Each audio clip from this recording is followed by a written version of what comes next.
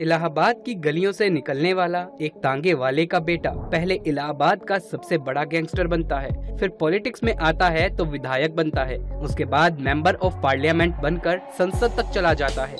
लेकिन जब उसके अपराधों का घड़ा भर जाता है तो फिर धीरे धीरे सब कुछ खत्म होने लगता है।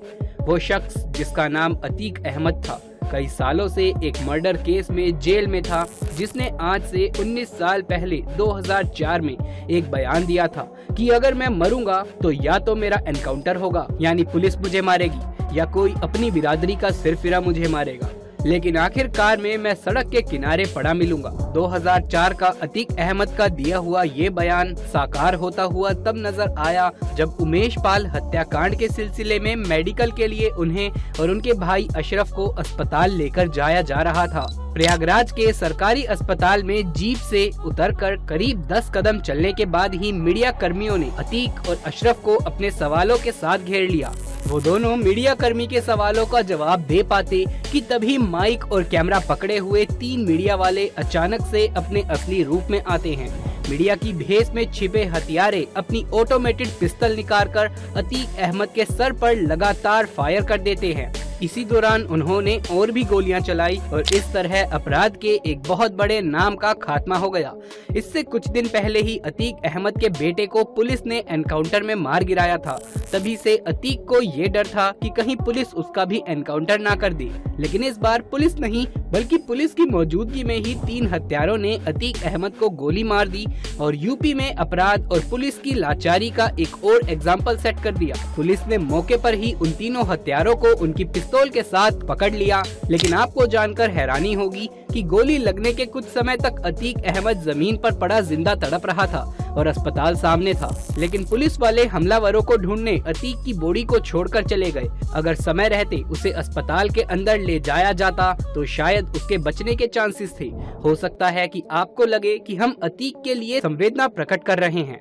तो दोस्तों, यहाँ बात अतीक की हत्या की सही या गलत की नहीं है, बल्कि अतीक से जुड़े कई ऐसे लिंक थे जिससे उत्तर प्रदेश में अपराध को पूरी तरह खत्म करने में मदद मिल सकती थी।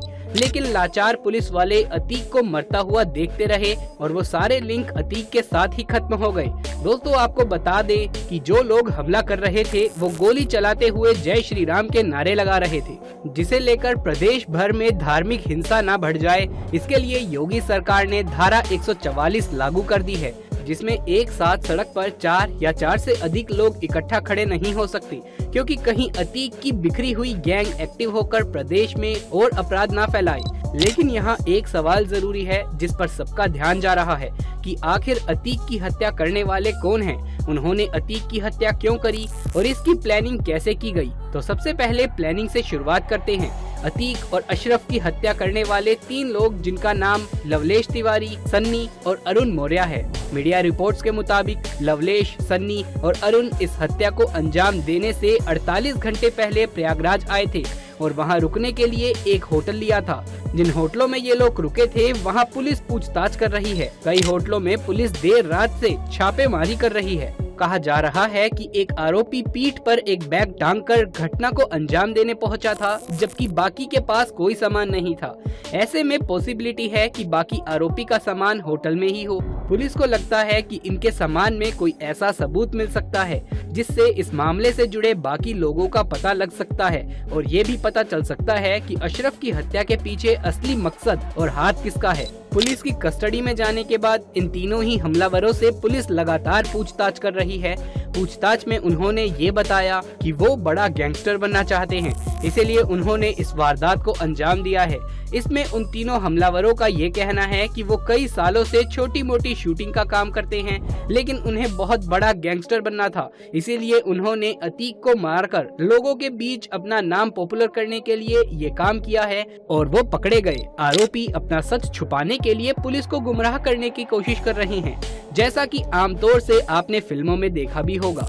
पुलिस अभी इन तीनों के बयानों पर भरोसा नहीं कर रही है। तीनों आरोपी प्रयागराज के बाहर के रहने वाले हैं। जांच में एक बात तो क्लियर हो रही है कि तीनों अतीक और अशरफ की हत्या के मकसद से ही प्रयागराज आए थे, खैर इन सबके बीच जो सबसे बड़ी चौंकाने वाली बात है वो ये कि पुलिस कस्टडी में किसी अपराधी को कोई ऐसे कैसे मार सकता है और पुलिस तमाशा देखने के अलावा और कुछ नहीं कर पाती। ऐसे में तो पुलिस की कस्टडी और उसकी सिक्योरिटी का क्या ही मतलब रह जाएगा, ये तो आप बेहतर ही समझ सकते हैं। अतीक अहमद पर 100 से अधिक केस और अशरफ पर 52 आपराधिक मुकदमे दर्ज हैं। ऐसे में पुलिस दोनों को एक हथकड़ी में बांध रखी थी। हत्या के वीडियो में साफ देखा जा सकता है कि पहले अतीक को गोली मारी जाती है, जिसके बाद अशरफ भी जमीन पर गिरता है। इसके बाद हमलावर दोनों को गोलियों से भून देते हैं। इसके अलावा पुलिस की लापरवाही इस हद तक देखी जा सकती है कि अतीक अपनी सुरक्षा को लेकर बार बार चिंता जता रहा था, इसके बावजूद सावधानी नहीं बरती गई। अतीक पुलिस कर्मियों के बीच रुककर मीडिया से बात कर रहा था। आमतौर पर अंडर ट्रायल कैदियों को पुलिस मीडिया से बात नहीं करने देती। पुलिस की लापरवाही के कारण उत्तर प्रदेश सरकार ने तुरंत एक्शन लेते हुए 17 पुलिस वालों को सस्पेंड कर दिया। लेकिन इस सस्पेंशन से क्या उत्तर प्रदेश में पुलिस की खराब व्यवस्था का रिकॉर्ड बदला जा सकता है? जी हाँ दोस्तों, ये कोई पहली बार नहीं है जब किसी पुलिस कस्टडी में रहते हुए मौत हो गई हो। उत्तर प्रदेश में पुलिस कस्टडी में 2017 से लेकर 2022 तक 41 लोगों की मौत हो चुकी है। लोकसभा में गृह मंत्रालय की ओर से दी गई जानकारी के मुताबिक 2017 में 10, 2018 में 12, 2019 में 3 और 2020 में 8 और 2021 में 8 लोगों की पुलिस कस्टडी में मौत हुई है। ऐसे में यूपी में पुलिस कस्टडी में मौत को लेकर सवाल उठ चुका है और कई बार विपक्ष योगी सरकार को घेर चुकी है। सुप्रीम कोर्ट ने 1996 में एक आदेश में कहा था, पुलिस कस्टडी में हत्या हाइनस क्राइम है, क्योंकि भले ही कोई भी अपराधी कितना भी बड़ा अपराध क्यों ना कर दे, अगर वो पुलिस कस्टडी में है तो उसकी सुरक्षा की पूरी जिम्मेदारी सरकार और पुलिस की ही होती है, जिसमें यूपी पुलिस फेल रही। खैर अगर संभावना की बात करें तो कुछ ऐसी बातें कही जा रही है जो अतीक अहमद की हत्या के पीछे की असली वजह हो सकती है। पहली संभावना तो ये है कि किसी ने पुरानी दुश्मनी के चलते अतीक की हत्या करवाई हो। दोस्तों साल 1979 में 17 साल की उम्र में अतीक पर पहला हत्या का केस दर्ज हुआ था। माफिया अतीक अहमद के खिलाफ जबरन वसूली, जमीन हड़पने, अपहरण और हत्या सहित 100 से अधिक मामले दर्ज हैं। पूरे यूपी में अतीक अहमद की दबंगई है। ऐसे में तो दुश्मनों की कोई कमी नहीं थी। उमेश पाल हत्याकांड के बाद पुलिस अतीक पर तेजी से कार्रवाई कर रही थी। ऐसे में अतीक का कुनबा बिखरा हुआ था, शूटर्स भागे हुए थे। ऐसे में किसी पुराने दुश्मन के लिए बदला लेने का ये सबसे बेहतरीन समय था और उसने अतीक और अशरफ की हत्या करवा दी हो, ये पॉसिबल हो सकता है। दूसरी पॉसिबिलिटी ये हो सकती है कि राजू पाल मामले में गवाह उमेश पाल की हत्या 24 फरवरी को प्रयागराज में 7 शूटर ने की थी। यूपी पुलिस ने इनमें से 4 का एनकाउंटर कर दिया, वहीं 3 शूटर अब भी फरार हैं। इनका नाम साबिर, गुड्डू मुस्लिम और अरमान है। अतीक और अशरफ की रविवार रात गोली मारकर हत्या कर दी गई।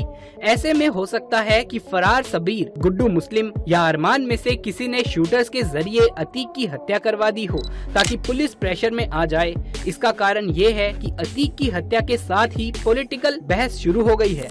ऐसे में पुलिस अब इन फरार शूटर्स का एनकाउंटर करने से बचेगी, यानी तीनों फरार शूटर्स को इससे सीधा फायदा होगा। यानी ये संभव है कि पुलिस पर प्रेशर बनाने के लिए किसी साथी ने ही शूटर के जरिए अतीक की हत्या करवा दी हो, जिससे पुलिस प्रेशर में आ जाए। इसके अलावा धार्मिक सौहार्द बिगड़ने के लिहाज से भी अतीक की हत्या करवाई जा सकती है, जिसकी पॉसिबिलिटी को देखते हुए सरकार ने पूरे प्रदेश में धारा 144 लागू कर दी है। दोस्तों अगर इस पूरे मामले को देखा जाए तो इसमें अतीक अहमद का मरना कोई बहुत बड़ी बात नहीं है, लेकिन पुलिस कस्टडी में उसका मारा जाना और वो भी कैमरे के सामने, ये उत्तर प्रदेश के लिए बहुत बड़ी बात होनी चाहिए। क्योंकि अगर ऐसा ही है तो उत्तर प्रदेश में बड़े से बड़े नेता हर रोज मीडिया के साथ प्रेस कॉन्फ्रेंस करने आते हैं। ऐसे में किसी रोज अगर इन नेता पर कोई हमला कर देता है तो पुलिस की क्या जवाबदारी होगी, ये अपने आप में एक बड़ा सवाल है। आपकी इस मामले में क्या राय है, हमें कमेंट करके जरूर से बताइए। ये वीडियो कैसा लगा? अगर अच्छा लगा हो तो इसे एक लाइक करके अपने दोस्तों और रिश्तेदारों में ज्यादा से ज्यादा शेयर कर दें। आगे भी ऐसे वीडियोस देखते रहने के लिए चैनल को सब्सक्राइब करके पास वाले बेल आइकन को भी दबा लीजिए। जल्द मुलाकात होगी किसी अगली वीडियो में, तब तक के लिए आप सभी